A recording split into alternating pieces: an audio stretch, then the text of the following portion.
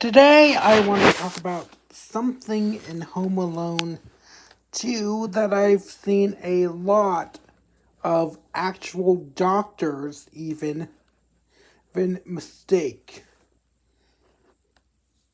And just so you know what I'm talking about, let me set the scene.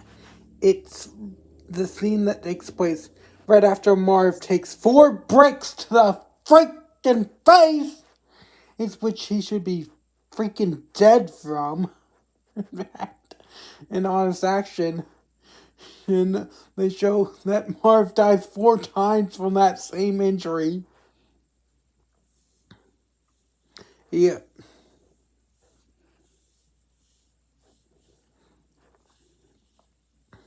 Which would definitely be 4 deaths on a death counter. There, if James H. Neese ever gets bored of kill counting movies, he could kill count the traps in Home Alone.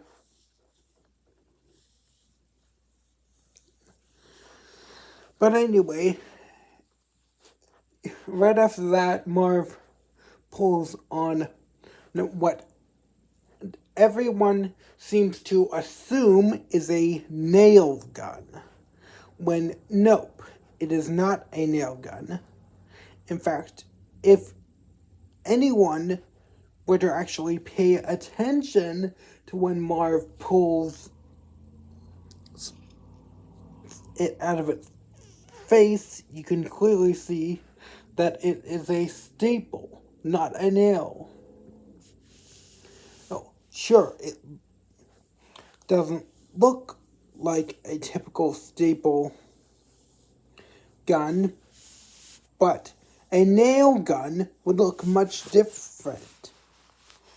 Plus, nail guns, specifically ones that I've seen, and usually